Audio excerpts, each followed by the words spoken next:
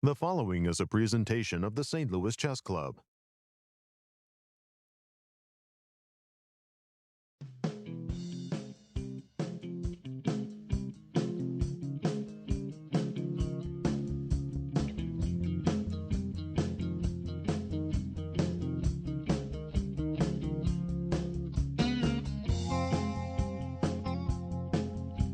Welcome to the 2022 Summer Chess Classic, part of a series of tournaments that we have here at the St. Louis Chess Club that brings together some of the best players in the world. They're not quite top 10, they're not quite top 20, but we will have some of the top 50, top 100 best players in the world participating here, trying to become that elite chess player status. And to bring you all of the action, we are here in Studio B. I am Grandmaster Alejandro Ramirez, here with Grandmaster Cristian Chirila. Alejandro, always a pleasure to be here in Studio B for the first time with you. Yes, absolutely. We have some renovations going on at the St. Louis Chess Club. We have a great amount of things happening, including a new studio that will be unveiled later. So we're still working on it. We're in the temp studio right now, but surely we have a lot of action coming for you. As you can see, even the playing hall is new. We are playing right around the corner from the chess club, as the chess club has a lot of activities and construction happening. Speaking of that, let's see what is going on in this tournament. Let's see what the players are at the Summer Chess Classic. We have 2 round robins for you. Let's start with the A group. We have some of the best players here headlining this event. 2 2700s, Yangyi from China, who has been in the United States for a few months right now, and Sam Sevian, who just became a 2700 at the American Cup, his last showing here in St. Louis. A very successful one, defeating Wesley So and obtaining that coveted Super GM status. And a couple of players in the top 50. We have your student, Grigoriy Oparin and Ray Robson. Absolutely. And we have also Benjamin Gledura, representing Hungary 2644, a student actually at Webster University, just like Aram Hakobyan from Armenia, 2615. 2 very talented players here in St. Louis. Jonas Bjerre from Denmark, a player that we see for the first time here in St. Louis. Ilya Smirin, Nikolas Theodorou, that is your student, Alejandro, at St. Louis University. And Abhi Mishra, representing the United States at 2535. And how about the B group, Alejandro? Yeah, the B group is a mix of talent. You have a lot of collegiate chess in the B group. We have some in the A group, but definitely a lot in the B group. Headlining the event is going to be Mikhail Antipov, who is your student. He is now going to Missouri University. For Misha, he got relegated from the Spring Chess Classic. He played in the A group in that one. Unfortunately, did not play very well. And right now, he will be spearheading the B group. Yeah, he's the highest rated player, but there's a lot of talent here. Zhou Jianchao is another player that is from China, but has been living in America for quite a few years now. He normally travels around playing opens. He's been 2600 more than once, and he is going to be a tough competitor. Burke goes to Webster University. Kamil Dragun goes to University of Texas at Rio Grande Valley. Guillermo Vazquez goes to University of Texas at Dallas. Tigran Harutyunyan is an Armenian player who's making a bit of a tour around America, so good to have him here. Youngster Christopher Yu is actually too young to go to college, but the other players are college level and college age. Nico Checa goes to Yale. Ali Marandi actually just graduated from St. Louis University. He'll be attending UC San Diego on a PhD program very soon. And Brandon Jacobson is also in college, although it escapes me which one of the Ivy Leagues he's going to. Absolutely. And the tournament format, Alejandro, can you tell us a bit about that? It's straightforward. It is a 10-player round robin, 90 minutes for the first 40 moves, 30 minutes for the rest of the game, and a 30-second increment all throughout. So a pretty standard classical tournament, 2 round robins, of course, each one of 10 players. And the schedule is equally easy. Absolutely. We're going to be playing every single day from today, Thursday, June 2nd, all the way to June 10th. We will be starting the actual tournament. The games will be starting at 1 p.m. Our show will actually start 2.5 hours later at 3:30 p.m. Central Time. The last round, Friday, June 10th, is going to start 2 hours earlier, 11 a.m. for the actual games start time, and 1:30 p.m. for the show. And if necessary, we will be having a playoffs, which will start at 5 p.m. Also, tell us a bit about social media, Alejandro. Absolutely. Please join us in all of our social medias, but especially if you're watching this broadcast on Twitch, please feel free to subscribe, donate. All of the money that we get here is helpful for the St. Louis Chess Club, but specifically for every $75 that we get through these donations, through these subs, we'll be able to give this back to the community. We'll be sponsoring a full semester of chess classes for kids, talented kids around the St. Louis area. Chess classes with Grandmasters. Absolutely. In fact, Alejandro, I think Aram Hakobyan, our good friend here in St. Louis, teaches a lot of those classes. So you get prime time coaching for some of the best coaches in the world. Absolutely. So thank you for joining the stream, and thank you for all of your help. And with nothing ado, let's take a look at the pairings. Absolutely. And see how we're starting this tournament up. We already have a few results for today in round number 1. Sam Sevian is currently playing against Abhi Mishra. I think this is one of the key matches of the day, because Sam just became 2,700, and of course Mishra at 0 years of age is a very interesting player. Yangyi was playing against Benjamin Gledura. It's also an extremely interesting match. It's one of the highest rated matches in the event. Ilya Smirin is playing against Jonas Bjerre, which is actually very interesting. And the two results that we already have, Nikolas Theodorou drew against Aram Hakobyan very easily, and Grigoriy Oparin also was unable to prove any kind of advantage against Robson. These two players, you see them right there, they drew their game to start the event. That is a slow start for these two players, but a very stable start. And how about the B group? What key pairings do we have in that one, Alejandro? The B group is full of talent. Burke against Tigran Harutyunyan is actually a very interesting one for me. Burke has been improving a lot in the last year, and Tigran is, as I said, doing this tour of America. I think it's going to be great. Ali Marandi against Christopher Yu has become more or less a classic matchup around St. Louis and around a lot of tournaments in America. They've played each other many times. Guillermo Vazquez playing against Antipov is actually a collegiate classic as well. So as is Checa against Jacobson. And Dragun against Zhou Jianchao, I think, is the highest rating pair. Average. Yeah, average of the day. Players in the B group, and actually this is a very interesting one. We've seen Kamil here at the St. Louis Chess Club quite a number of times, playing in these classical events. We've never seen Zhou Jianchao here at the St. Louis Chess Club. What do you know about Zhou? Yeah, he's actually a very positional player. He's been playing chess in America for quite a while, but he hasn't ventured to the St. Louis Chess Club until just now. He, like many players in the tournament, actually just comes back from the Chicago Open that happened a couple of days ago in Wheeling, Illinois, nowhere near Chicago.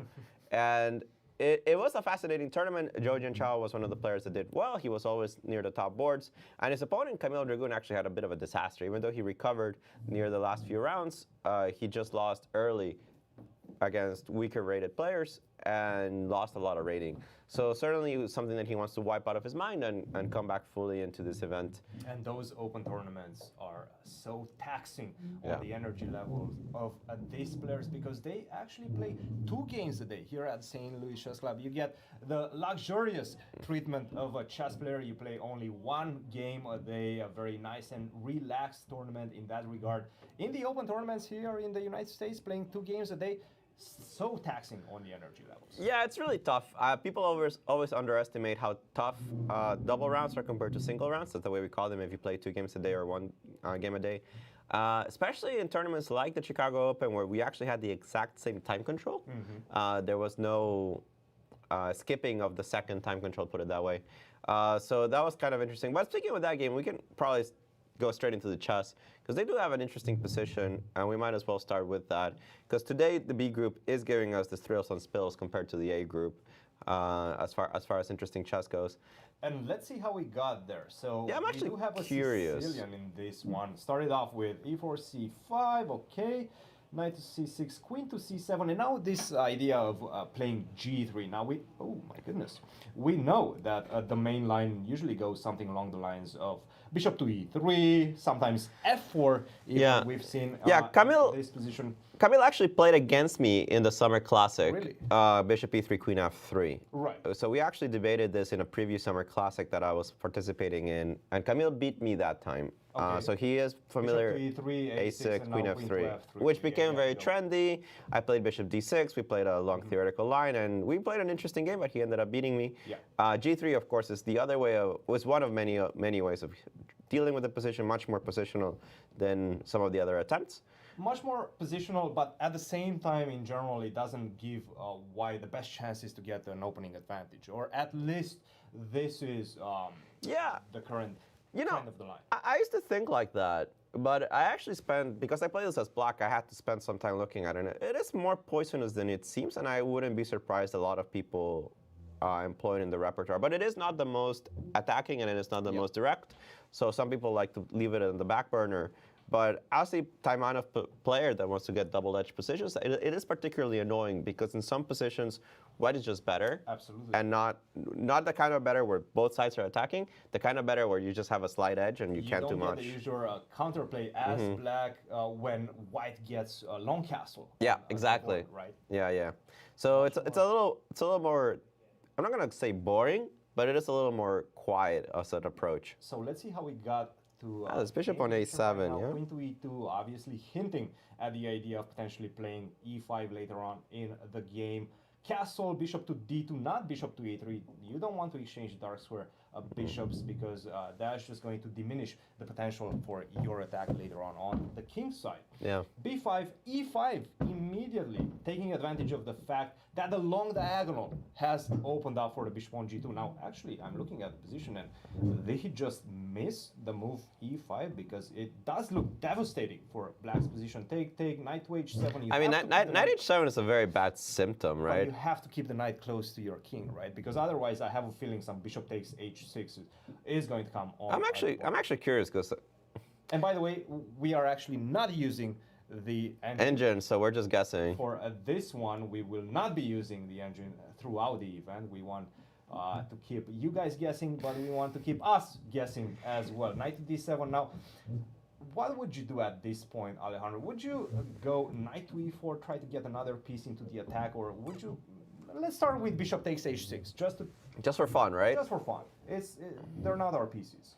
Yeah, that's the best part of it, but it also might just win. Exactly. You have to go to h8. If you go to h7, I have a feeling this is just going to help me. There's no reason to help white here, right? Yeah.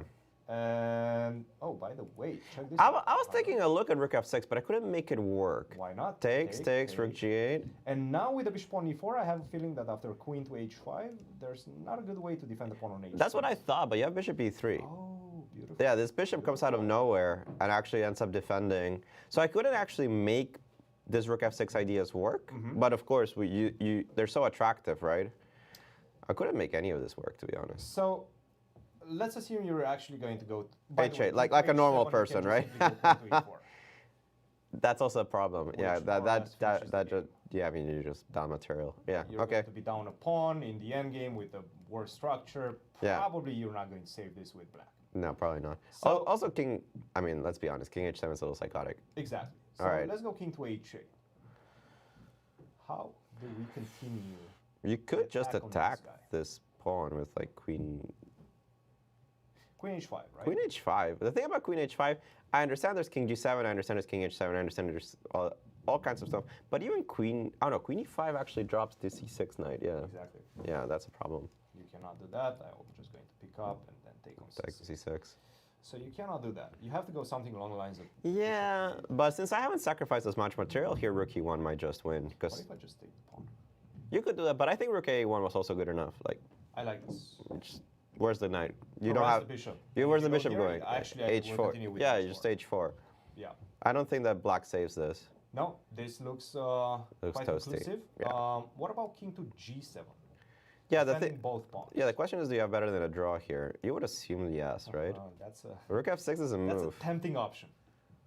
All right, let's see. I mean, it's not our piece. It's not our piece. So we might as well. Take. You have to take, otherwise you get checkmated. Yeah, that's clear. So you take on f6.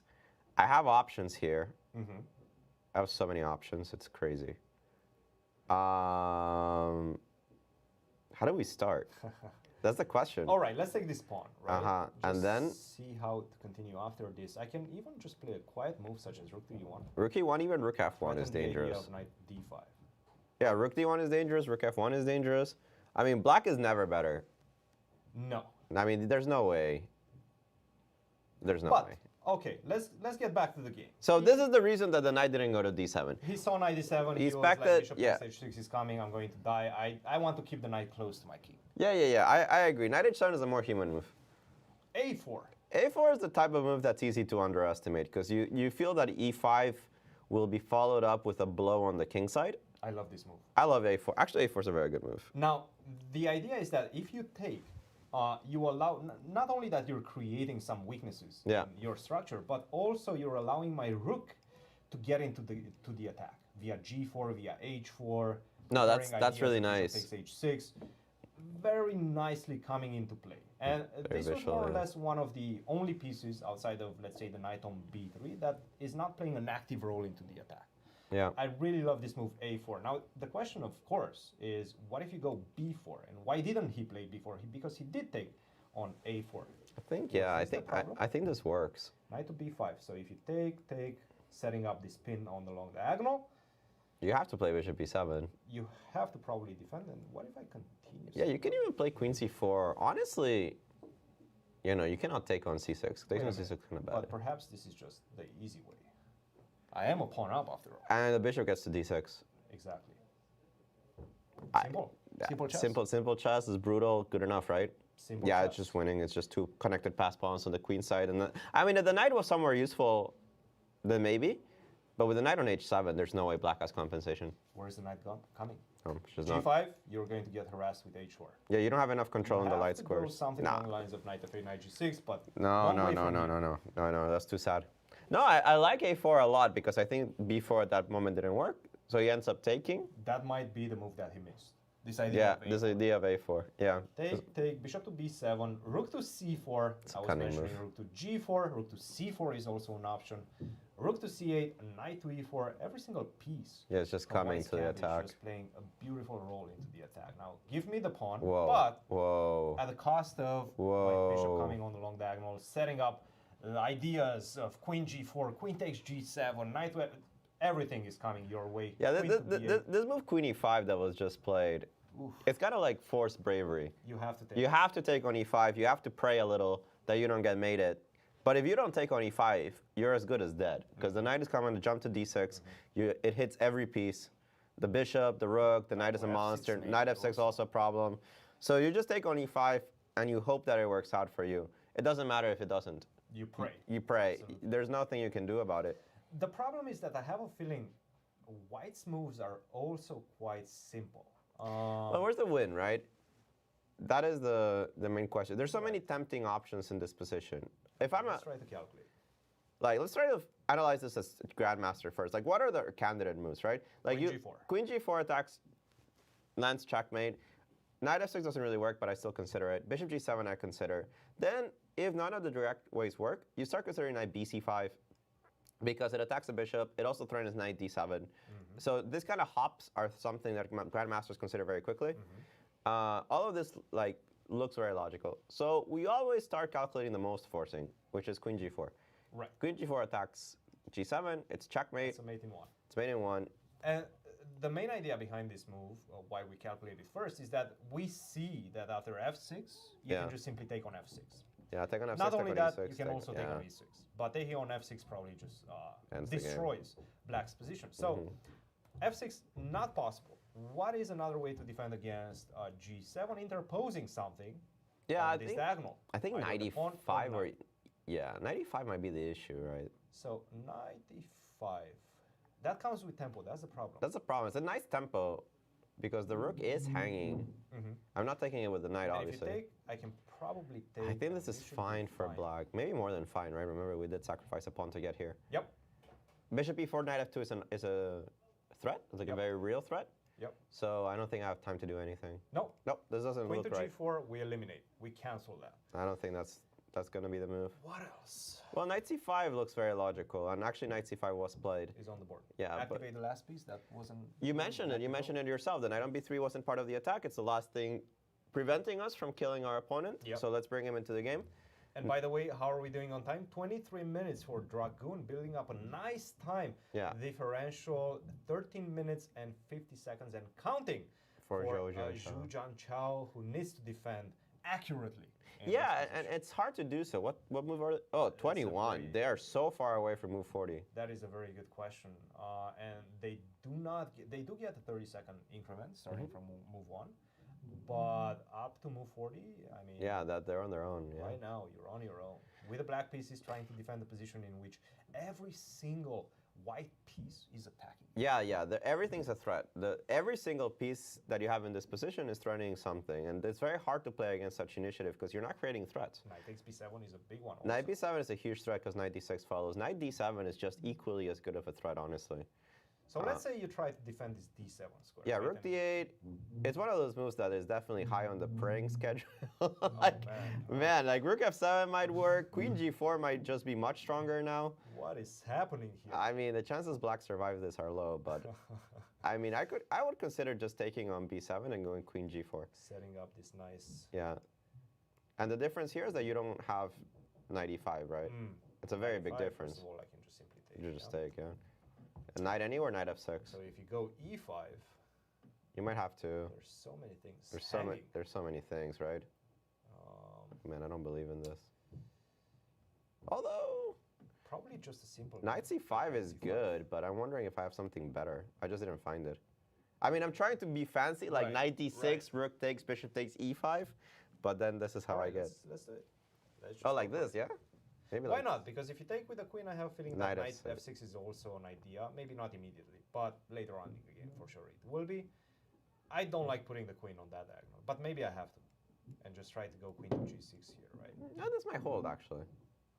Precisely, because I was mentioning this knight f6 discovery check. The problem is that knight takes f6 comes, and that's an attack on the queen as well. And in many cases, I think black's going to be happy even if you have to take with the queen to get the two rooks. Yes. Yeah. Yes. So let's go back a little bit. Let's go back a little bit. Sure. So we go rook fd8 here. This looks very logical because, I mean, it's not the move you want to make in terms of the f7 pawn, but it is the only move to connect all your pieces together. And how to continue the attack? I don't see a killing blow, but... By the way, do I have to take on b7? No. I was just putting it there to drag the queen. So what if we start with queen to g5? Here I was thinking knight e5. Knight e5, but I think that doesn't work, right? I take, and I can take on b7 because now your rook is... Your rook is hanging. That's very nice. And the knight takes on f7 is a threat, so you don't have time to do and my like knight on e4 is protected. So if you go f5, I have a feeling I'm going to be able to set up some checkmating. Idea, yeah. Queen f7's mate. Queen f7, queen... Yeah, that's good enough. So yeah, that's actually great. So start with the move bishop c3. It just makes everything much stronger, and if you... Yeah, this looks crushing. Queen to g4. You have to defend with e5. No, but that's just disgusting. I think that's the only move in the position, close to it at least. If you go g6... Oh man, this is so disgusting. Knight e6 just wins. Knight e6 just wins. No. Yeah. No, you have to go e5. But e5 is... But now I can go knight d7. I mean, you can go any number of things. Knight d7 wins. I was very close to making rook f7 work. Ooh. Well, why not? Yeah, because you take queen e6, and now I'm like one check away from winning. I don't know if I have it. I don't know if I have this check, but if it exists, it's mate. Something must be happening right now. Right? Like bishop b4 must win or something, but I can't find it. It might not be winning. Really? Oh, I don't see it, man. If this saves black... Maybe. I mean, first of all, even this move... Even queen g6 is really strong. Is most likely just winning. Take, knight d6. Knight d6. I am just a rook down. Yeah, you might think it's just a rook down, but it's like... It's such a bad position for black. And I'm hearing that we have some blunders, Alejandro. Can you tell this looks really bad. We're gonna leave Kamil thinking, but we think that if he just play, he's just in a nearly winning position because we can't find a defense. And Zhou with only 9 minutes, while he has a titanic task ahead of him. Yeah, we're being told that Checa blundered, so we might want to check that game out. It's in the B group. Ooh. I don't know who he's playing. He's playing Jacobson, Brandon. Oh, what is going on in this game? What are these knights doing, running around? Very good question. What on earth is going on here? So many pieces around. the white king. Yeah, but how do we get to it?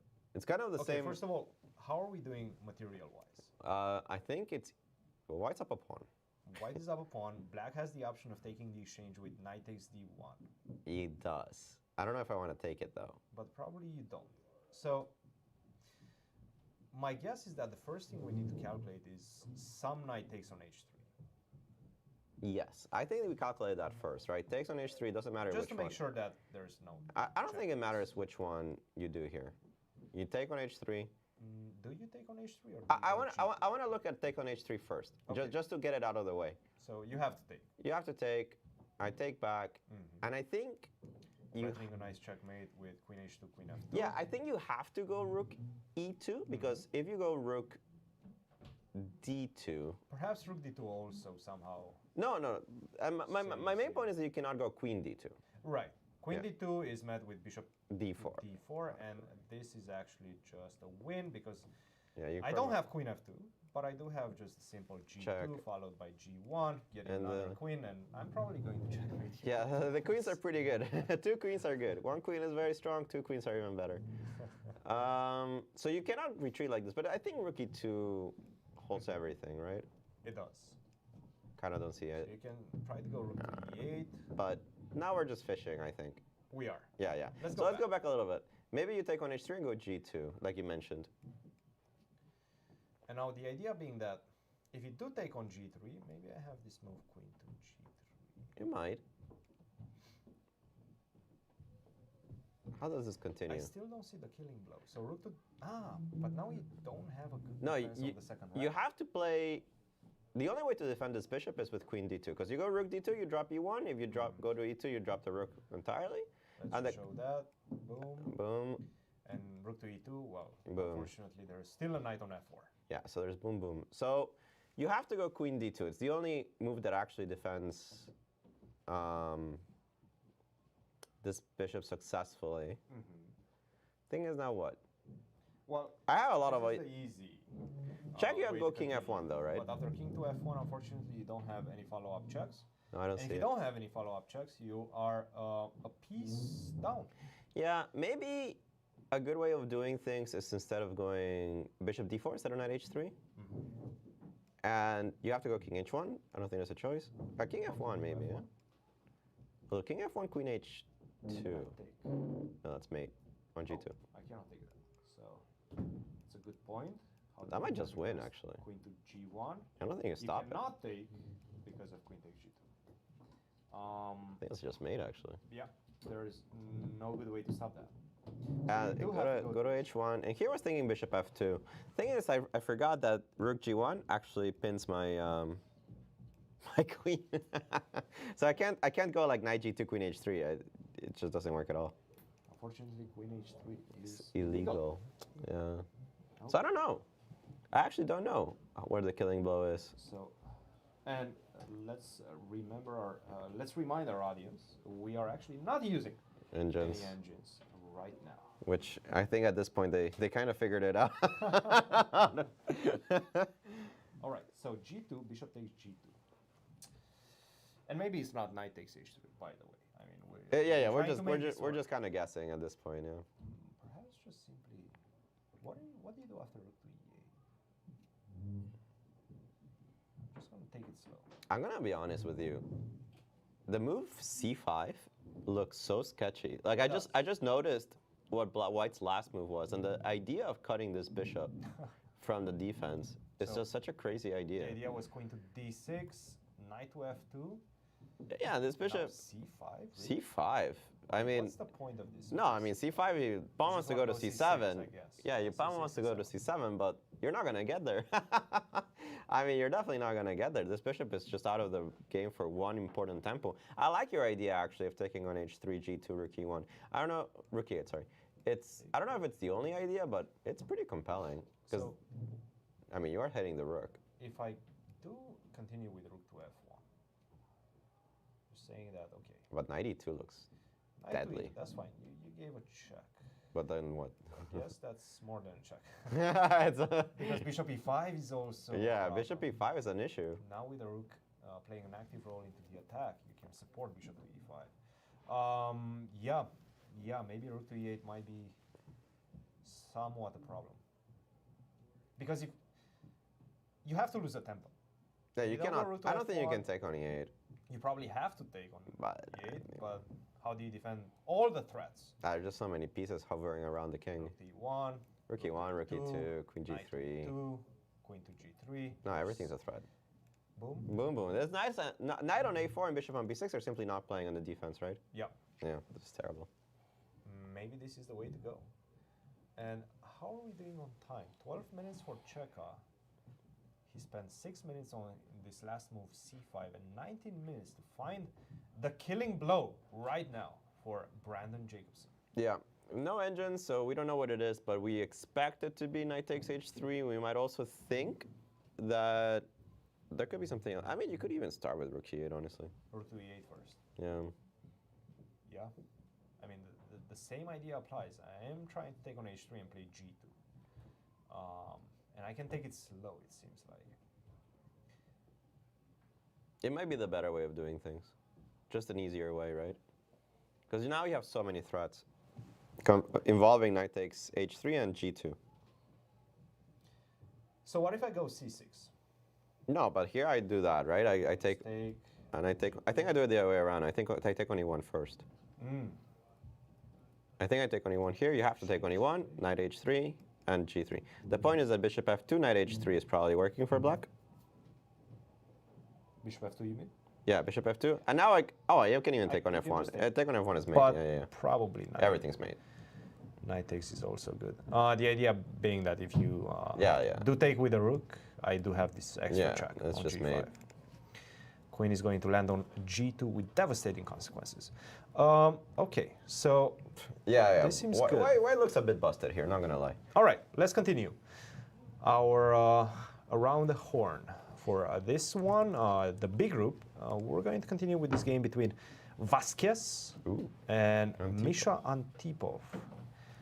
Well, first of all, one thing that I'm seeing is that Antipov only has 4 minutes left. Well, that's very Antipov, right? If I learned something about your student from the Summer Classic, or the Spring Classic, actually. Spring Classic, yeah. It was that the man loves time travel.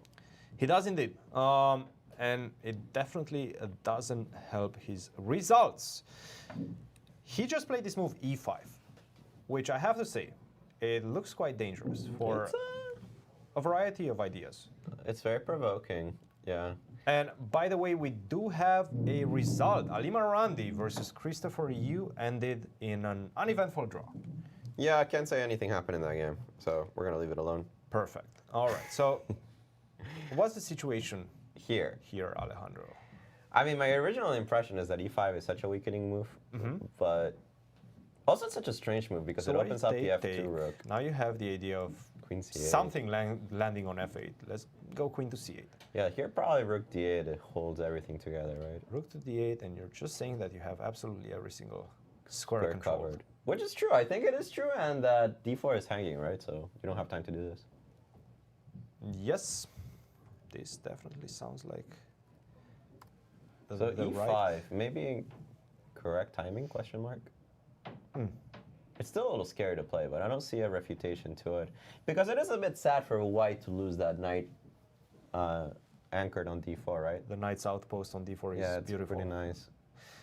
So what if you take, knight f3. and now you just go back to f3? But in the worst case, even bishop takes f3 probably equalizes. Well, what are we playing for?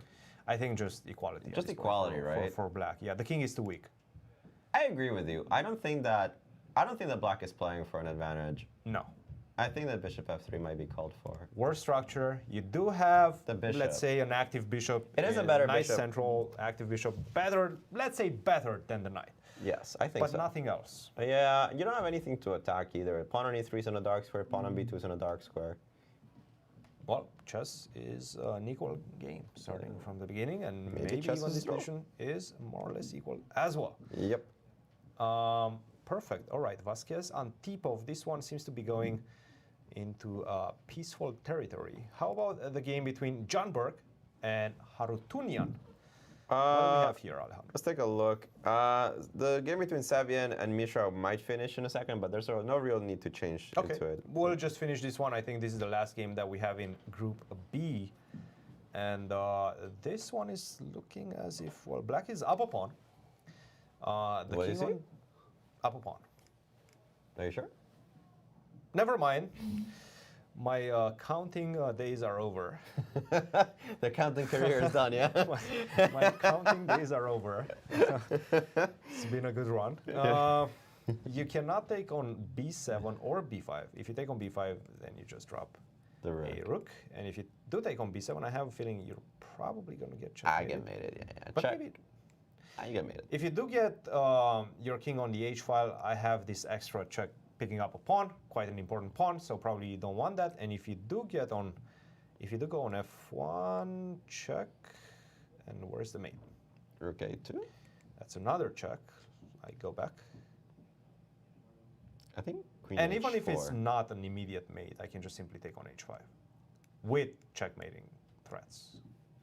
Although, I'll play queen c8, queen f5, and pretend. Right, and pretend that maybe you can hold, Maybe you hold do, on actually, to though. equality in this one. It might be equal, actually, that endgame. I'm still not convinced, but you know, let's say it is. Yeah, but let's say it is. It doesn't let's really say matter it because is. there must be a way to checkmate. Right. Yeah, there must be some way. So No, you don't. I don't think he wants to take. No, you never take. The queen is so powerful. But what do you do? I mean, there's rook d7. Maybe just exchange the Rook rooks. d8 will always just lead to a draw, right? I don't think that. Take, king h7, queen d5, Although- centralize the queen. Although, how easy it is for black to make this draw. Exactly. I still have this extra pawn. Yeah, and some pawning games will be lost. I assume not if I trade on f5 though, because the structure's too ruined. Although I don't know, The question is whose king gets first, right? because I have f4, king F4, f3. king f3, king e4. Let's make a stupid move like b6. Sure. b6, queen f5, take, and now the idea that you were mentioning is to just go f4, Yeah. centralize the king. Do I have enough time to go and protect, let's say? It's funny because there's two big questions, right? What if you start running? And the other big question is what if you go g6? So I can go here, bam, bam. And if you start running, You got just in time. but not. But I have one more One bullet. more tempo, yeah. Yeah, one more F3. bullet. One more That's bullet it. in the gun. That's all you need. The king Game over. penetrates. Yeah. Wherever you go, I'm going to go opposite direction. And this is just a win for Just a win? white. Yep. So I don't know how we got you there. cannot do that. We got there pretty far. Well, we did play the move b6, which is kind of a funny move and probably a very bad move. But, all right, let's continue with this because this is quite an interesting one. What if you don't go f6? I was thinking g6. Uh-huh. I thought that was a good move. Sure. Because I think that if you take twice, white's actually lost. And if you take once, white's also lost. White? Yeah. Because you have the faraway pass. The faraway pass pawn, and I have double b pawns. You have to take both of them. That's very unfortunate, actually. So what we're saying is that if you take, and you continue taking, you do have 2 pawns, and I only have 1. But you're going to be spending a lot more time getting this one than I'm going to be spending getting both of these pawns. Yeah. And then most likely I'm going to be first. Most likely. We're not sure, We're not sure, but but most likely. our experience says Our GM It's winning. experience is saying that it's winning, which might be very wrong, by the I way. would be surprised it's not winning though. Okay, so you have to go h5, because if you I- go king e4, I go king g4, and you're not winning anything. This is winning though. So I go here, you take. I go here, you take. Okay. Yeah, you're winning. It's because of the double pawns, right? You are winning. Yeah, the double pawns force white to capture on. I don't have the c5 square. You don't have the c5 square. Yeah. Actually, with the pawn on b7, maybe this is not winning. It's winning anyway because you play b6 at some point. Like when the king's on d3, you just play. Well, the king is not on d3, that's the thing. You don't get on d3. You don't get on d3. Yeah, maybe. But So with the pawn on b6 is winning, with the pawn on b7, probably not because I have king to c5. it's very theoretical. All right. But okay, white is the one pressing. That's what we decided. You can go into the queen endgame with rook d8 and queen d5, Yes. or you can keep the rook alive. Maybe something like rook d7. But the moment you play into that, you have to be careful of black having his own counterplay. Rook a1 type ideas are problems. Let's jump into the A group. Yeah. A group, we have the game between Sevian and Abhi Mishra. They're currently in a position where clearly black is up a pawn. But that's about the only good thing that's happening in this position because every piece of his is passive, especially that gigantic pawn on d7. It's not easy for white to penetrate. The rook on c5 is kind of controlled by the bishop on d7, and you're never really going to take that pawn on a5.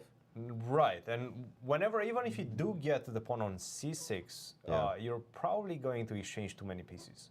Yeah, that's the issue, right? Like if you take on c6 with the bishop ever, you're trading off my problem, which is the light squared bishop. Feels pretty equal. Right, but the only thing that I'm seeing in this position, and this applies, we've seen this in the game, the first game that we analyzed, the one between Dragun and Zhou Jianchao. He was focusing a lot on the king side, but then he created a second weakness on the queen side with the move a4. That's very true. That beautiful move a4. Now, we're seeing the same thing in this position. Black has very good defensive methods for your attack on the c6 pawn, but all of its pieces are on the queen side. Now, can we direct our forces against your other weakness on the king side, which is the pawn on f5? This is the only thing that I'm seeing. Let's go g4. You have to. I think that if you want to play for a win, you have to go g4, yeah. You have to reinforce the defense of that pawn, right? If you don't, then probably I take and I create this pass pawn with on e5. Yeah, I don't think that I want to give you the e6 tricks. It feels threatening. It feels wrong to allow taking on f5 and then you having to. For example, let's just play a couple of bad moves. Let's it's not even easy to make moves. Right? Take e6. Take bishop to d3. Yeah. Attacking the rook on a6. You have to drop back. And then after rook takes c6, first of all, you just immediately lose a piece. Lose a piece, yeah. I mean, there is a check, but... Let's say we hide the king on g2 first. But you get the ideas, right? You don't have to do it right away. There will be a lot of distracting ideas that it's not easy for black to meet. Maybe e6 doesn't win immediately, but at some point it will. You can start with king g2, you can start with king somewhere. Exactly. And it's not like black... Maybe even f4. Maybe an f4. Black doesn't have a good way to reinforce the position, whereas you see that white only has an issue. The king is being checked down the line. Move it out of the check beforehand. So let's go g6. Well, I don't think we're going to see anything. I think that bishop a4 is a threefold repetition. Is it? I think so. So. Oh, we might see. We might see a threefold. Draw in this one. Yeah. Okay. They're checking. We see Abhi Mishra right now on the screen, checking the score sheet, seeing if they do indeed. It's a great start for the youngster there. Oh, great with black pieces against. Black against Sevian. Sevian 2700. Yeah, it's great. Great draw. Great way to start. The kid can play. I think we determined that in the previous one. We were both very impressed with the way that he played in the Spring Chess Classic, won the tournament, had a great event. And that is exactly why he's playing in the A group in this one, because he's by far the lowest rated player in the event, but he earned the spot by winning the B group in the Spring Chess Classic. That's right. So, all right, what else do we have in the A group? Because this one will just finish. This one peters out into a draw, actually. We can probably see Abhi Mishra right now asking for the arbiter. He's checking the score sheet right now. He's nodding his head, and he's probably going to stop the clock. And the thing is, black really cannot try for a win. Yes. All right, don't actually make the move. Yeah. Oh, he's showing it. Oh, there we go. There we go. Yeah. So for those that are confused, the correct way of claiming a draw is to actually stop the clock. And call for the arbiter. Yeah, call the arbiter. Show the arbiter, not your opponent, which move you want to play, and say that that move would make the game a threefold repetition, and the arbiter will certify. Usually the arbiter just asks the opponent first if they think this is correct. They don't do that in this tournament because there's a no-draw offer rule. But normally it counts as a draw offer first. Sevian would have the chance to accept it. But here it's obvious it's a threefold repetition, and the players just agree with it. The arbiter obviously is watching the games closely. Shout out to Mike Comer, international arbiter Mike Comer, who is preceding over this tournament. So that's another draw in the A group. We have a lot of draws today to start the tournament. Let's take a look at what's remaining there, because I think it's been a while since we looked at the Yangyi Gledura game. I don't know if we looked at it at all. And it's such a heavyweight matchup. What's going on here? Gledura seems to be up a pawn. He's up a pawn, and I'm trying to understand whether there's enough compensation. Now, we do see an immediate bishop takes d4, followed up by knight to e6. Is that enough? Let's find out. There are two ways of taking. The most natural is to take with the rook. I don't think you want to split your pawns with pawn takes d4, and Yangyi, I see, has not gone for it to play the move f3. But I think it's precisely because of this. I don't see a follow-up. No, you can try to take, and rook to c5, but I have an easy defense with rook to e7, and this is just going to be a game for 2 results, at least. And probably you're just losing. It might actually just be lost because there are a few threats, and you might think that you have the clever move f4 here. Oh, f4. Yeah, you take on f5. But I was wondering if you just play b6, and you just say your king is still a little too far. Well, you can also go this. This is pretty good. But, you know, check, take on h7, whatever. I think b6 just finishes the game. Because you can't go into the pawn again. You cannot take, because take, and king to d7, and just actually first. Yeah, you're actually way faster, yeah. Just one tempo. Wow. Good enough, yeah. It's good enough. That's good enough. That is true. One tempo is good enough indeed. He cannot do that, and after b6, probably has to go to d5. Yeah, but then we have the same ideas. I just gained the tempo, and you can also you can also consider going c6. An exit on this side, c6 is an option. Yeah. So all this is lost. He's playing the move f3. Let's catch up with the players. f3, bishop f6 on the board. So it seems that Yangyi is going to settle down and suffer down a pawn. He has plenty of activity right now. The rook on c1 is nice. The knight on c5 is nice. He has a lot of things going for him. Let's put it that way. So he certainly has some compensation for the pawn, but it's obvious that the pawn is strong, that black is better, and is pushing for the win. All right, let's jump to this interesting matchup, battle of experience versus youth. Smirin versus Bjerre. Bjerre, only 16 years of age, from Denmark. Smirin, quite an experienced player. At some point, we just stop saying the age. We just say experience, right? Just experience. It's all good. Of course. Yes. I mean, for those people that might be following chess not so regularly, or maybe just got into it, you might never have heard of the name Ilya Smirin. But this is quite a legend in the chess world. I mean, this is a player that reached super high rankings. He's always been an open tournament player. You might not know him from closed tournaments. I played him actually in an open tournament. I think it was in Greece, 2000, and I don't remember exact. Yeah, he's just everywhere, right? He plays open tournaments. He does. Literally everywhere. America, Europe, Asia, you name it, he goes. But happy to have him here. I think it's his first time at the chess club, so it's good to see him here. It is. Yeah, and he's been gunning for this for a while. For a while. A competitive tournament. A lot of people want to play in this one, but glad to get Smirin in. Definitely a legend of the game. And right now he seems to be defending a pawn down position, where honestly he's defending more because of a king position than because he's down a pawn. The pawns are pretty irrelevant. But this should be pretty drawn, I think so, yeah? Yes, but at the same time, it's probably going to be a race. I want to get my pawn to a2. Yeah, and also this rook coming to c2, so let's try to do this. It's black the move, right? a4, yeah. He just played rook to c5. Yeah, like rook c5 makes sense. Rook to c5, cutting the king. It's very important that you don't allow the king to pass the midline and get closer to the c3 pawn. Because I'm not too worried about giving up maybe one, maybe even 2 pawns on this side as black, as long as I can create the connection between the rook and the pawn from the side. If I can get that, then it's probably going to be winning.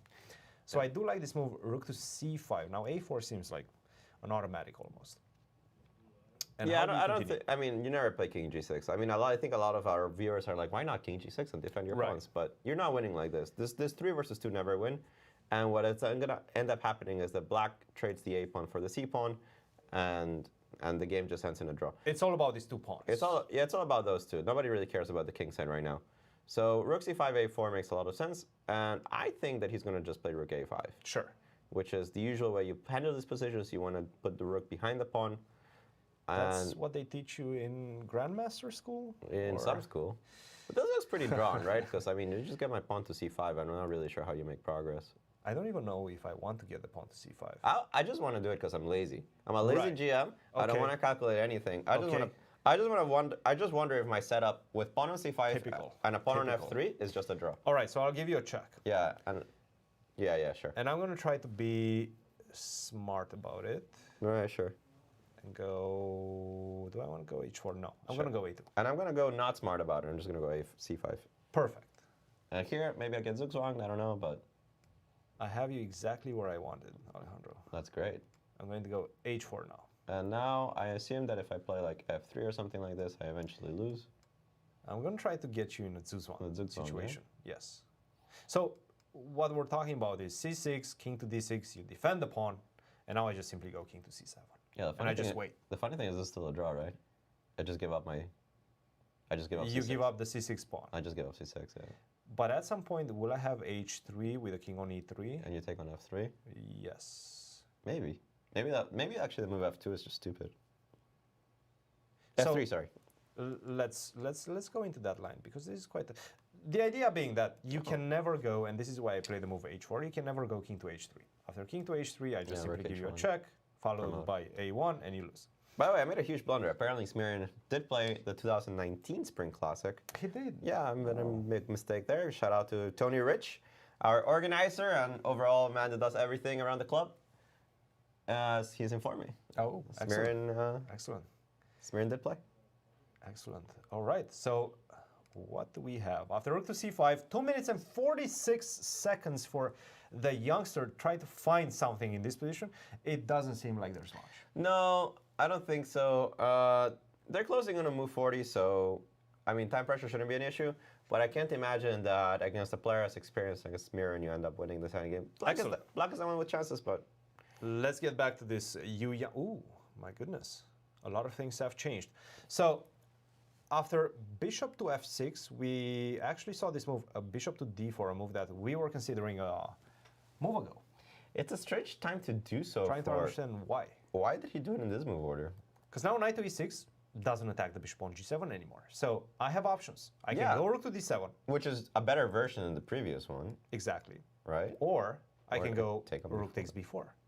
Now this is going to be And perhaps this is our first race. decisive result of, sorry to interrupt you, Cristian. Yes. The first decisive result of our Summer Chess Classics, as Dragun did, as expected, beat Zhou Jianchao. We did not see any defense for black in that position.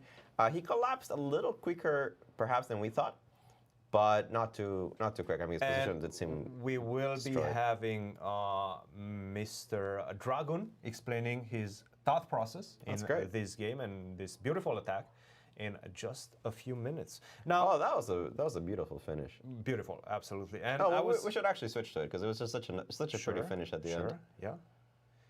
Do we want to spoil it before he shows it to us? Just spoil it. It's fine. We're gonna spoil it. All right. Because it's not so much about. So I think we got up to this position. Knight b to c5 was the move we left it at. Yeah, and then. What, Rook to c7. Knight yeah, to lead chess b7. updates automatically with evaluations. Knight to d6. Queen Yeah. to b6. Rook to g4. Now setting up this beautiful attack on the g7 square. Yeah. g5. G5. Rook to c4. Rook c4 is a great move. It just threatens to take on c6 and go queen e5. Exactly. Yeah. So you're kind of getting killed, but Knight knight d8 allows this beautiful knight c8. It's such a pretty move, right? By the way, just be careful not to move this rook off the first rank, because you're going to get checkmated on g1, right? That could happen. That sometimes happens, right? Imagine this f7 juicy pawn being unprotected, and you go rook takes f7. Boom, queen g1 comes on the board, and you just resign. I mean, isn't that what happened to Magnus? It Magnus probably didn't happen to everybody. It was Magnus against Ivanchuk in a blitz championship. Like, they have a normal position. Yeah. And it was exactly that. There was a queen on b6. in Berlin, right? In Berlin, Yeah. right. There was a queen on b6. There's a bishop. I think there was a bishop. Something defending g1. Yeah. And Magnus allows queen g1 mate. Yeah, yeah. And then he threw his signed the score sheet, threw his pen, and stormed out of the building. Yeah, it's a little bit of a Beautiful fish. game. We're going to see the explanation of our first victor in just a couple of minutes. Now, let's get back since Yeah, we're were low on discussing time, this so we position. wanna pick something juicy. Let's just finalize the assessment of this one. The assessment closer, The game between you, Yangyi, closer and to Gledura. closer to a draw than a win, but black's pushing. Absolutely. All right. Jumping the big group. Okay, we saw this one. 3 games still going. Vazquez versus Antipov. What's happening in this one? We were saying, I mean, Vazquez probably has a much simpler position, and this is exactly what we're seeing right now on the board. this is like borderline winning, The right? main differentiator not necessarily being the worst structure for black, but actually the more exposed king. King. Yeah, the king is a big issue, especially with the existence of the e-pawns. There are no diagonal checks against the king on h2, but there's a lot of routes that you have to like worry about this king on g7 getting chucked. And we're looking at Queen routes g5, like queen this. f6, queen gets to f8 somehow. I mean, on 1 minute, how many moves does he have to make to move 1 forward? minute, 21 seconds, and only 3 moves to make. I guess not so bad, but it is a tough few moves. Rook d7 Difficult played. defense. Now, before he makes the second time control, Yeah. You need to find something as white. Because That's true. you probably know that if he does get those time extra control. 30 minutes, you're probably going to be able to defend this one. Yeah. And I'm looking at the position, and we're discussing that, of course, the black king is exposed, but at the same time, the rook is defending f7, quite an important square. The queen is defending already f6, quite an important square. And the queen could potentially, if it jumps to d6, defend all important entry squares on the f file.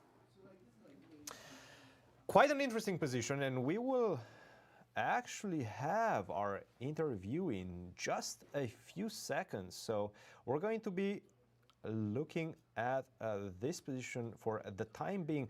But also, let's take a look at the prize fund in the event. In the A group, we see a very handsome prize fund of $22,000. $6,000 for the winner, $4,000 for second place, and finishing up the podium, $3,000 for third place. And in the B group, we have quite a nice prize fund as well, $14,000 total, with $4,000 for the winner, $2,500 for the second place, and $2,000 for the third place. And we do have the first victor of round number 1, Kamil Dragun, with us here in the studio. Kamil, welcome to the studio, and congratulations for your victory. Thank you.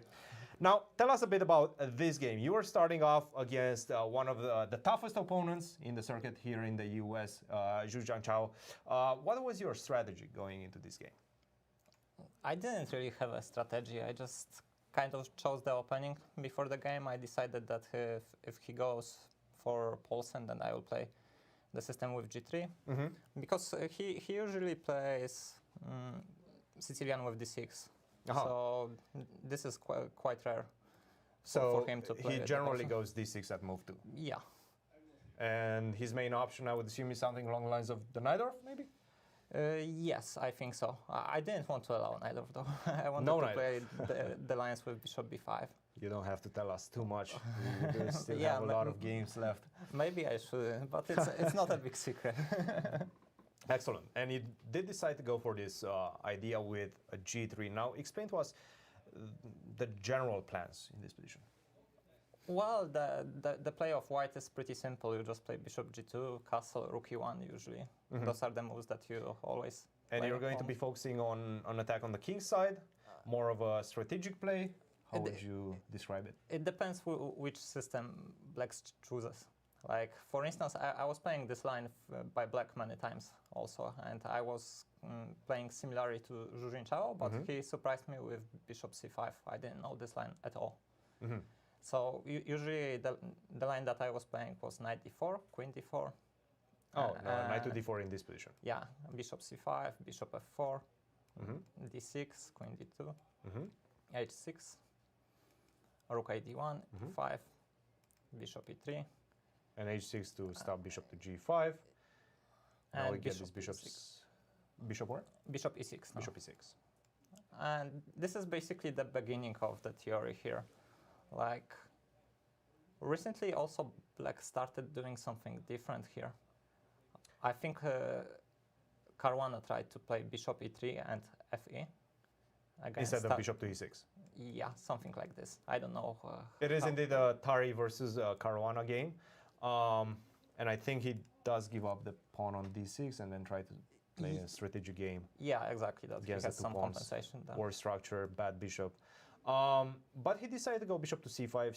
He surprised you. He played knight to b3, bishop to a7. Was he still blitzing out his moves at this point? Yeah, more or less, yeah. I didn't know what he wants to do exactly after bishop c5, knight b3, if he goes to a7 or to e7. Or to e7, yeah.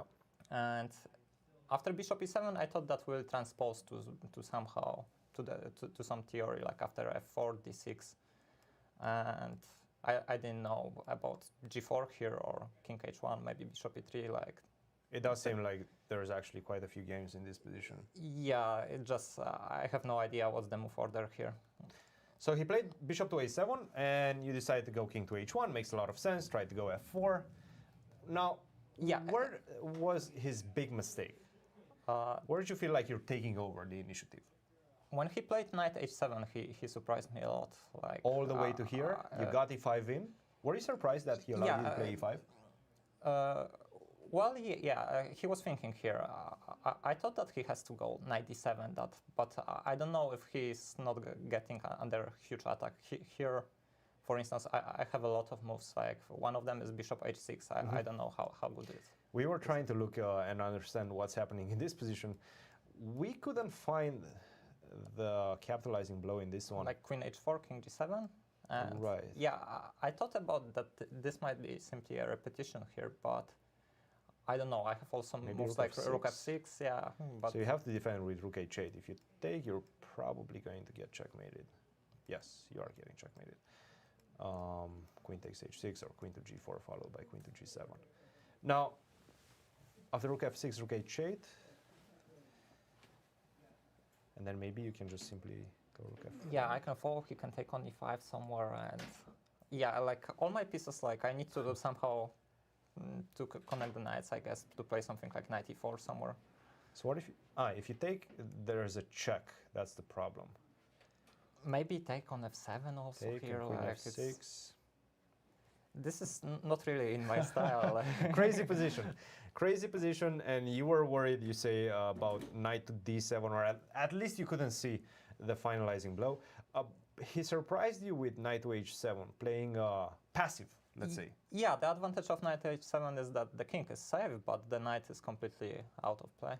And after that, it seemed like, by the way, we really like this move, a4, and it did feel like you surprised your opponent with this move. Oh yeah, me too. Actually, I was really proud of That's a4. a good move to be proud of. Rook Yeah, to a4. I thought that this is actually the main reason that black is in huge trouble here now. Yes, and we got all the way to this position. Every single piece of yours was playing an active role into the attack. Oh yeah, after queen e5, when I played bishop c3, he seemed surprised. Like maybe he didn't see bishop c3. Maybe he was thinking only about bishop f4 and knight d6. But I thought about queen b2 here. Continue taking. Yeah, and there were some ideas with like knight d6, knight d4. Like I don't know how well it works for black.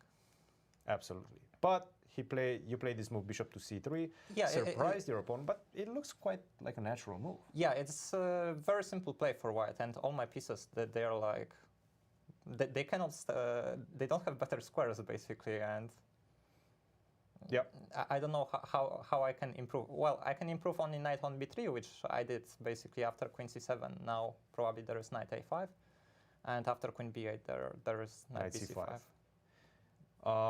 And after that, you finished in style, let's say, queen to b6.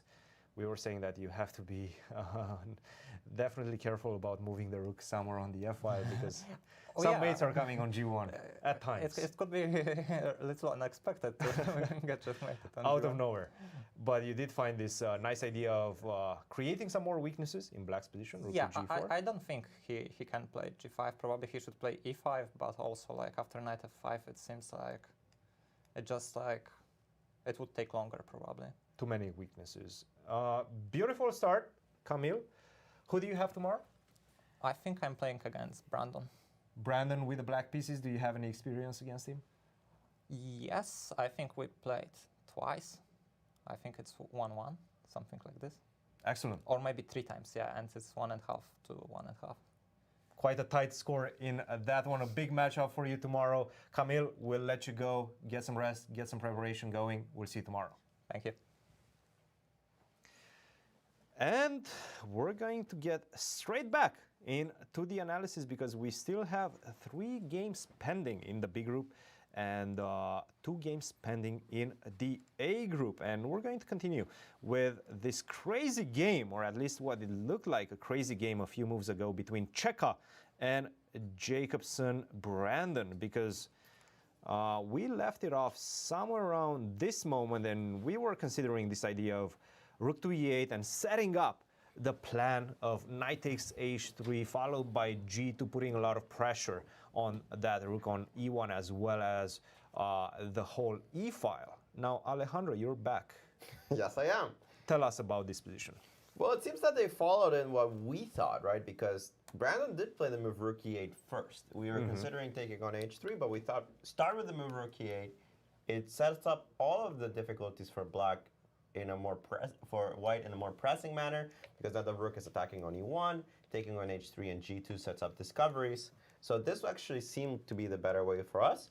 Brandon seems to have agreed, and Perhaps forcing this trade. perhaps forcing takes queen d7 played. I think more of a symptom than anything else. This move queen d7, that you have to attack the rook, get it out of the file somehow. I don't know how much it helps you, because after rook e7, check on d8, king h7. He did go for c6, kind of bites the bullet, goes c6.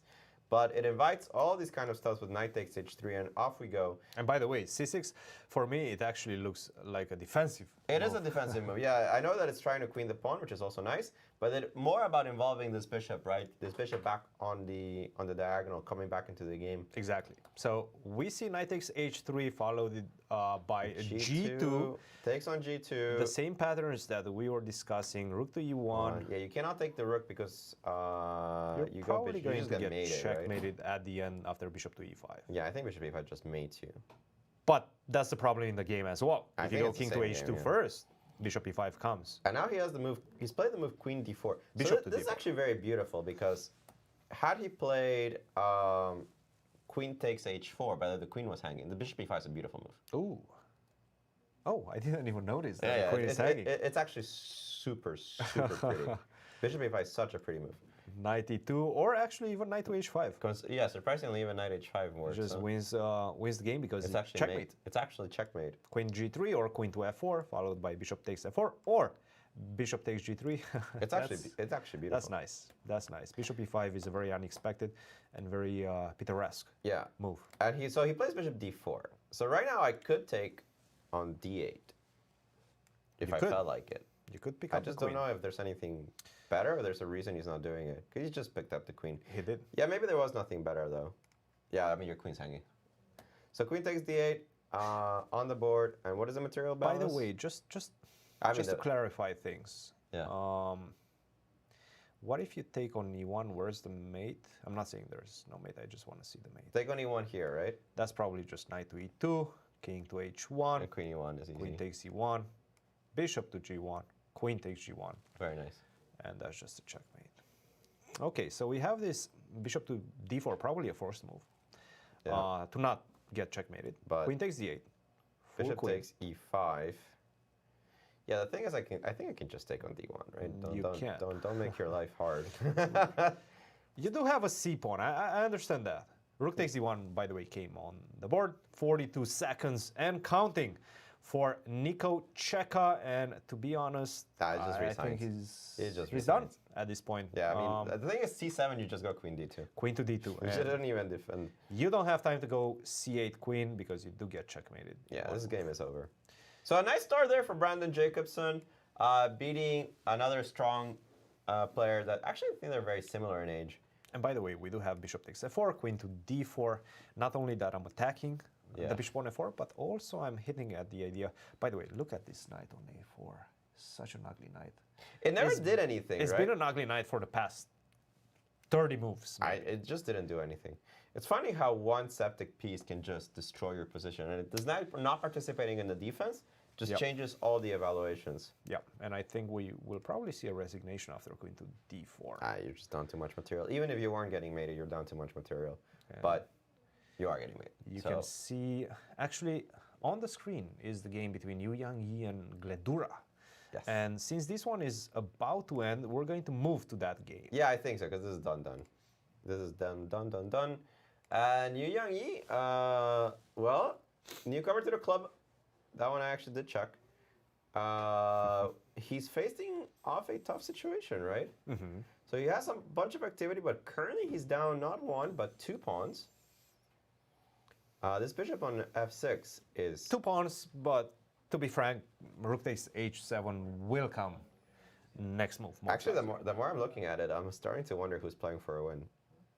So I'm playing Who is playing for a win? Well, what if I play b6? You want to play b6? Yeah, you want to checkmate me. Okay, so b6, you do have obviously rook to f8 coming. I probably have to defend like this. Yeah, because if you're king c8, you just lose to rook at c7, rook h7, right? I even rook f8 almost works, but it doesn't. Yes. Yeah, this is just lost. You're just helping me for no reason. So if you cannot play king c8, you have to play rook to c4. Rook to c4. The big problem in this position for black is that you don't have this check on f4 to exchange the rooks, because the knight is protecting that one. So rook to c4. Yeah, I don't really have knight c7 because of the aforementioned rook f4. So I might have to just take on h7. Take on h7, and now let's start. I cannot start running because you do have a threat right now. I do have rook h8, rook takes rook h4 as a threat. Is just a much better position than with the rook on the f file because your bishop is sagging. Yeah. So b6, rook c4 looks forced-ish. b6 has not been played, and he does have, we're at move 38 right now, 2 more moves until they get the second time control. b6 seems like a natural move. Yeah, b6 is very natural. Rook c4, and then take on h7, right? This looks kind of forced. You could still go bishop f6, but I mean, white's not playing for a. I mean, so how do you defend this position as black? I don't think you have a choice. You want to go king c8. Maybe king or c8. do you want to go bishop f6? I wanted to go bishop f6, but maybe it's just a sad move. I mean, in the worst case scenario, I have rook f7, which forces, I think, bishop to I just h4. don't think that black's playing for a win anymore. No. I mean, it just looks dangerous. We might be wrong about that because we are not using an engine. But visually, at least, it looks like white's position is threatening. Wait, because look at it this way, right? He can go knight c5 right now and just force the draw. At what point? Like right now. Knight to c5. That has to be a draw, right? So what if I give you a check? Yeah, and I think I just pick up too many pawns here. And now if you go here, you can pick up I mean, you're b5. never worried about this. Probably not. No. So you're thinking about higher expectations from the position by this point. Right. So knight to c5, not working. Still thinking 40 seconds and counting. He has to make a move. He has to take a decision at this point. b6 does look very, very, very tempting. And he actually did play the move b6, and rook c4 played instantly, as we expected. That was the only move in the position for black. So let's go with the main line. Take on h7, not bishop to f6, but rather king to c8. And by the way, I think we are following that variation exactly. And let's see if king to c8 is going to come. Yeah, we didn't like bishop f6. To note that with this capture on h7, Yu Yangyi has gained 30 minutes on the clock because this is move 40. He did. So that's good for him, but Gledura has a minute 30 to figure out whether he wants to play king c8 or bishop f6. I don't see a third alternative. It seems like everything else drops the bishop, and there we go, the move king c8 on the board. Absolutely, and while we were discussing this game, actually Brandon Jacobson did win the game that we just saw. An expected result. He did have an extra rook, yeah, or something like that. An extra queen. It was queen for 3 pieces, but then he had an extra rook. Yeah. Yes, that's quite nice to have that extra rook. And now we do see this position, by the way, king to c8 was played. I'm not sure how to evaluate this one. And we will have Brandon in just a second in the studio with us. I feel like I should know where he's studying. I feel I know this. It's MIT, right? Is it MIT? It's one of those. I'm just throwing darts at this point. Yeah, I have a lot. King to c8. Columbia. No. He goes Columbia. Columbia. There we go. We knew that. Yes. We actually knew that. All right. So how do we continue right now after king to c8? I wasn't so sure, actually. Maybe we're overestimating White's position. I think we are. Right? Because suddenly this pawn on a6 is kind of dangerous, and I don't have an immediate draw. I think we are. You think we're just kind of like being too happy about White's The position? usual. But maybe knight c5 was correct to just draw the game, right? Maybe we just got tempted by b6? Mm-hmm. Maybe. No, absolutely. King to c8, and right now they have made the time control, the second time control. They each get an extra 30 minutes, and it does seem like black is pressing. Black is a pawn up. There's no checkmate coming from White's perspective. Now, this pawn on b6 could become a liability if the bishop remains on the board and is going to be able to attack it either via d8 or f2 later on in the game. I do like black's position. I do feel like white potentially is close to finding the route to equality, but I just don't see it. It's not yet in the position. But as we are waiting for these players to try to understand the position and make the right decisions, we do have a player that made the right decisions throughout the game. That is Brandon Jacobson. Brandon, congratulations, a big victory with the black pieces against Nico Checa. Yeah, thank you. How does that feel? Great, great. I mean, obviously I played the King's Indian with intention to fight, so yeah, I'm glad I got an interesting game. Now, you know Nico quite well. You guys are the same generation, more or less have been facing each other for a while. How did you approach this game? What are his weaknesses, without revealing too much? Right. I mean, when he gets, if I played like a solid QGT, for example, he's very good positionally, I think. I'd basically have no winning chances out of the opening, like if I went for something solid. Especially coming into a tournament like this, I wanted to fight every game. So, and I think the one thing I would say is he's pretty predictable with his openings. So I was able to prepare quite deep for this game because he basically plays this classical line every single game. So. Perfect. Now take us through the opening phase. You say that this position was likely in your preparation. Yeah. So there's this new h6 line that a lot of strong players have been experimenting with, but I think he played pretty much like the most logical line, rook e1. The idea of this h6 move is so that after bishop e3, I can go knight g4 now, and there's no bishop g5.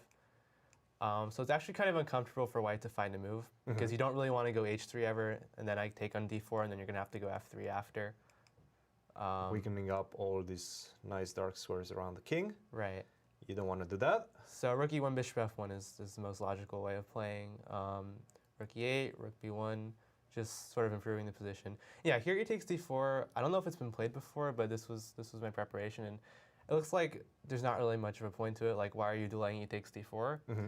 But black actually gets a lot of counterplay pretty quickly, like with a6 and b5, similar to what happened in the game. But what's pretty funny is that I got this position in my preparation I got it up a full tempo in the game because he played bishop f4, knight e5, then f3, right, and then a6, queen d2. But instead of bishop f4, he can go f3 immediately. I would go knight e5, and then he can go bishop e3 here, a6, queen d2, and then g5 here. I looked at. So and the bishop is not an effort to get. Yeah, I got the position up a full tempo from my preparation. So, like, it looks logical for white to provoke g5 at first with some knight f5 ideas, but black's really quick with b5 and gets a lot of counterplay going, similar to what happened in the game. b3, trying to keep the position, the structure as it is, knight to h5. Where do you feel like you're taking over the initiative? Right, so, yeah, I mean, I remember these g4, g3 ideas from my preparation. I was just trying to calculate to make sure, like, it works, all the tactics work out in this position. I'm not sure what he should do objectively. Maybe he can take the knight. I wasn't sure about g takes h2, king takes h2, queen h4, king g1. I think if knight g3, queen d4 should hold for him, so I have to go bishop takes e5 instead. Here. Yeah, right? and then I think he can go g4. It looks kind of crazy, but I don't know. I think maybe I can even just go like king h7 here. I was trying to calculate all these lines. It's pretty insane. For example, like g takes h5. Rook g8, bishop g2. Oh, man. And then maybe something like rook takes g2, queen takes g2, rook g8. Yep. and then like rook e2. So what's going to have 2 rooks and a piece for the queen, but I'm like collecting all his kingside pawns. Yeah, maybe I can start with You can check. give a check, but there's not actually.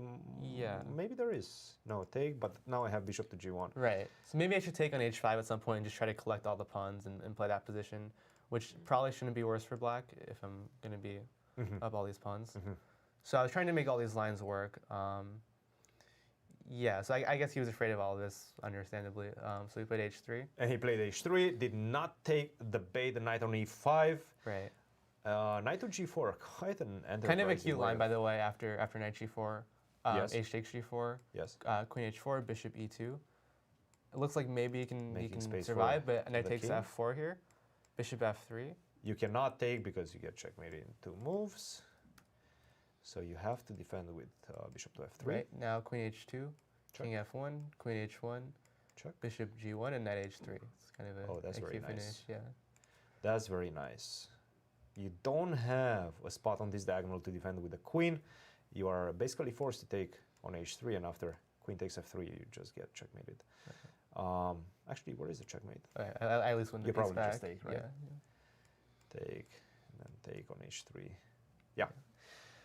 This looks quite good for black.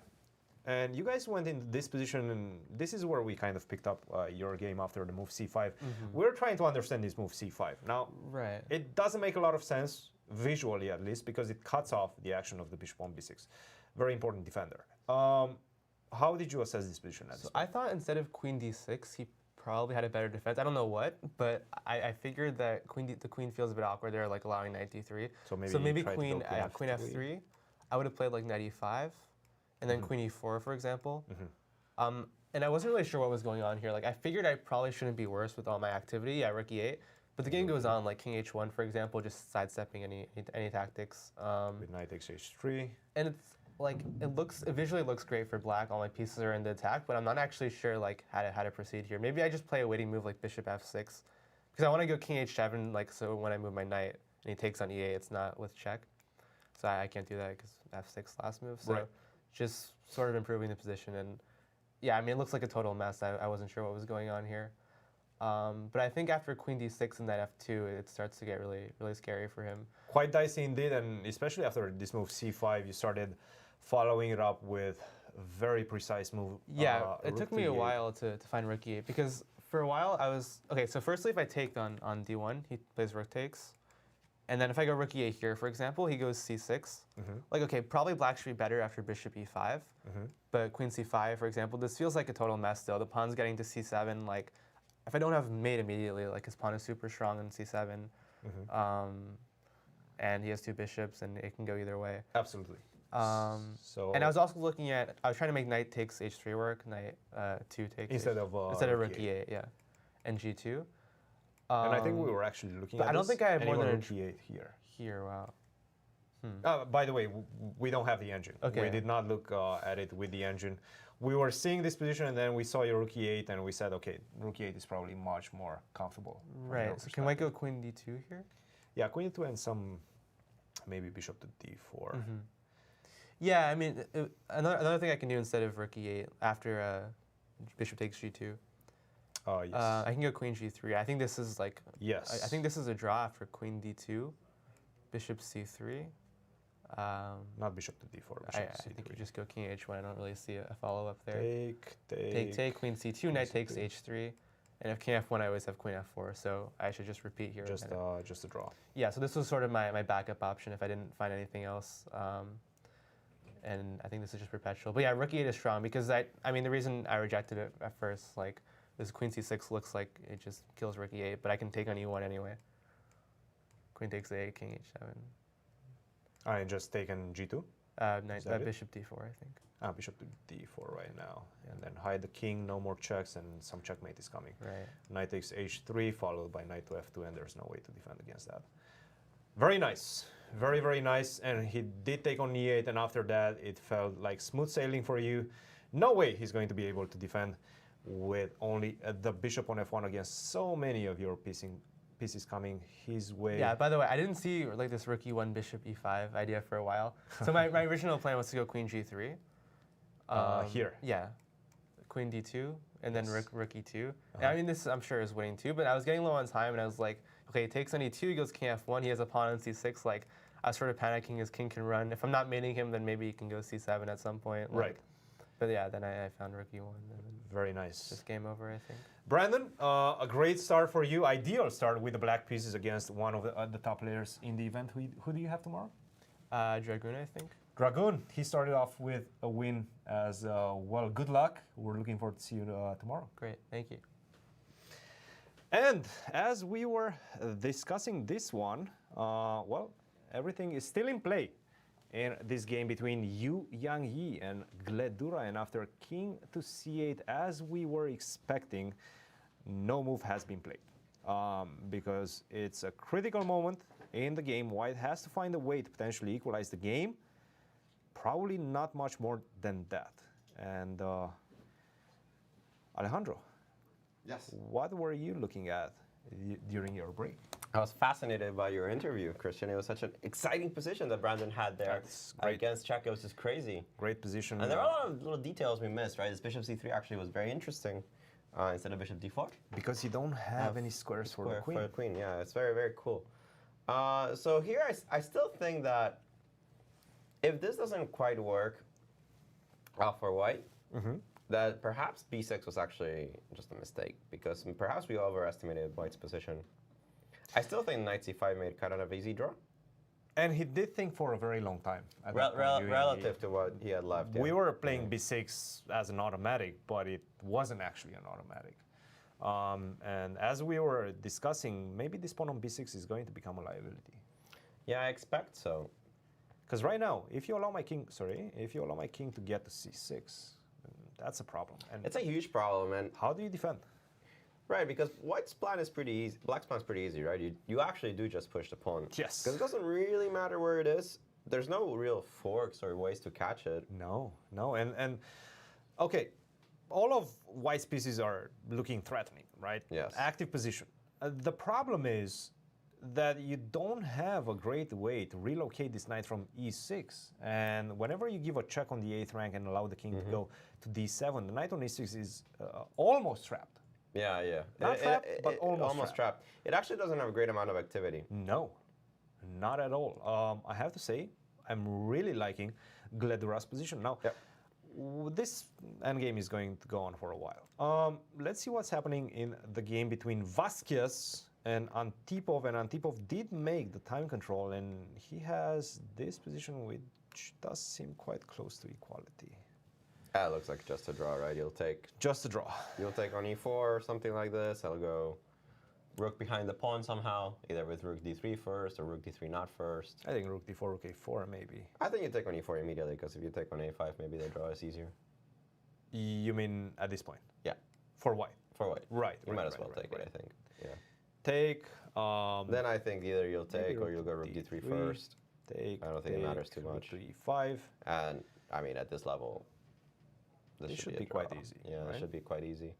Still a little bit of work to be done for black, but well, I think you put the pawn on h4. I think here you put the pawn on h4 because you already crossed the 4th rank. Yeah. This is usually a mistake if the pawn is on a4 because then you run into the issue that the rook might be on g4. Inexorable, you can't actually move the rook from g4. This king on h2 would like run to the queen side, and there's very little you can do about it. But now I can cut you. You can cut me, but when the rook's on g4, I just continue running. Right. But without because it's protected. Because it's protected. But once the rook with the rook on g5, unfortunately, doesn't really work because I have king h6. King h6, and you're just gonna have to drop. Yeah. And even if you do get h4, you don't in this line because I got g5. Yeah. But even if you do, it's just a dead draw. Absolutely. So that's the big difference, that when the pawn is on a5, the move h4 is good. Before that, probably not good. 14 minutes for Antipov, 36 minutes for Guillermo Vazquez, but the position is quite easy to handle for both sides, and most likely is going to end up in a draw. I would be very shocked if it didn't. How about this endgame? Another rook endgame between John Burke and Tigran Harutyunyan. Well, which could become a pawn endgame, actually. Yeah, we were playing with this pawn, potential pawn endgames quite a lot, actually. And it did feel like despite the fact that these triple pawns on the F file look quite weak, sometimes it might give you an extra tempo. Yeah, the thing is about the tempos, right? So, I mean, I don't really see why Black... I don't see why Black should take ever. No. Like, I think Rook E7 is such an easy move to play. But let's assume that they take. If I get this position, What are you playing for a win? this is just a draw. Yeah, you're just keeping D6 It's just and a draw. C6, yeah. King D6, King C6. There's no way to break it. In fact, Just Let's taking just Rook go for King C6, right? I mean, whatever we mean. I guess this is the only move that can do something, and And then we play for a loss, right? probably much faster than you. Yeah, not even close. So Yeah, no. So it's just a draw, right? it's just a draw. Take King C6, and then you go B5 next move. B5, and then you just keep the king on D6 and C6, and Yeah, yeah, that's it. yeah. No, this That's a dead This- draw. don't play king to D6, because after B5, B6, now we get into those type of situations where I have this extra tempo. And you have 2 extra tempi, which is important, because King D5, King D7, I still have an extra tempo, F3, F3. and now once Yeah. again we get into the position that we actually looked at, and they are indeed following the line that we discussed. King takes D4 is on the board, the exchange of the rooks, and after And King to C6 looks dead. these players are going to be shaking hands Pretty soon. anytime soon. Yeah, I agree with that. That looks like a draw to me. All right, so it does seem like the more imbalanced, let's say, game still pending is this one, Alejandro, the one between Yangyi and Gledura, and let's try to give it a final assessment. I mean, Black is better. We know that. So the assessment that we're looking for is how much better, right? Right. Can you win this position? I have the feeling that Black is just doesn't have enough resources to actually win the game. Really? I have the feeling it has to do with this bishop on h4 being so weak. Okay, so let's try to take advantage of that. King to Yeah, E2, I was king to thinking D3. King E2 is a way to start, yeah.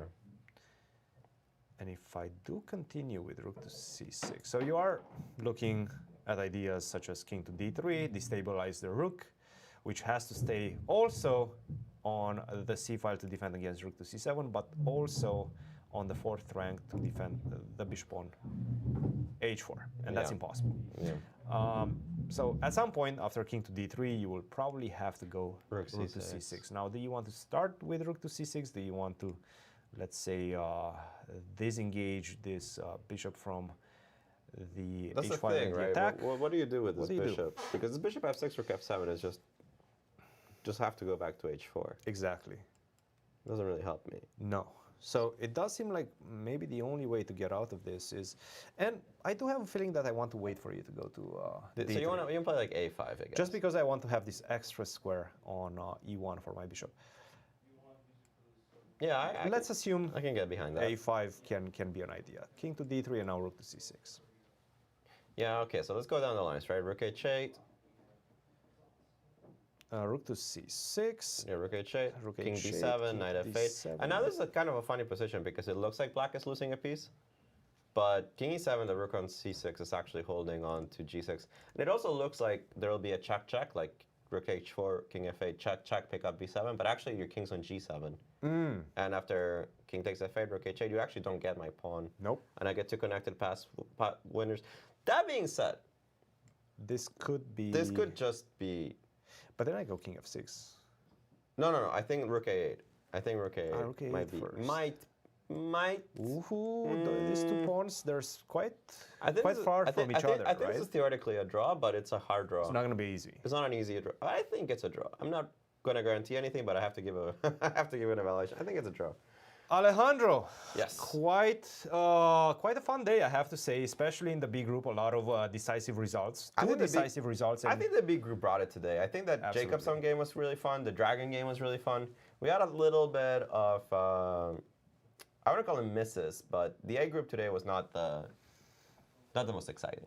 you have to give it to the players at the same time. This is round number 1. Yeah, They're not taking a lot of risks. it's a long Nobody tournament. wants to start with a loss No. in this type of event. A long tournament ahead of us. Now let's look at the results in A group. Alejandro. And in the A group, we have 4 draws so far between Sevian and Mishra, Smirin and Bjerre, Theodorou Hakobyan, Oparin against Robson. And we have 1 game left, Yangyi against Benjamin Gledura, where it's definitely Gledura that's playing for the win. Whether he's going to get there, we don't quite know. It seems to be a complex endgame. But we know who's pushing it in that one. It'll be a huge win if Gledura does manage to convert that endgame. Meanwhile, in the B group, we have, I believe, every result now because, oh no, we're still missing one. Because Burke has drawn against Tigran Harutyunyan. That game has finished. Ali Marandi drew against Christopher Yu some time ago. And in the 2 decisive games, Nikolas Checa lost with white against Brandon Jacobson. Dragun won with white against Zhou Jianchao, and we have 1 game remaining. Absolutely, and don't forget, we will be having a show for the Summer Chess Classic every single day from now until June 10th. Join us tomorrow here on YouTube, Twitch, uschesschamps.com for the show starting at 3:30. Round number 2 of the Summer Chess Classic will be coming off tomorrow. Alejandro, a pleasure to be here with you, and I'll see you tomorrow. Pleasure to start here. We'll be here for the next 10 days. Don't miss it. Support this great event and check it out. Come and join us. See you tomorrow.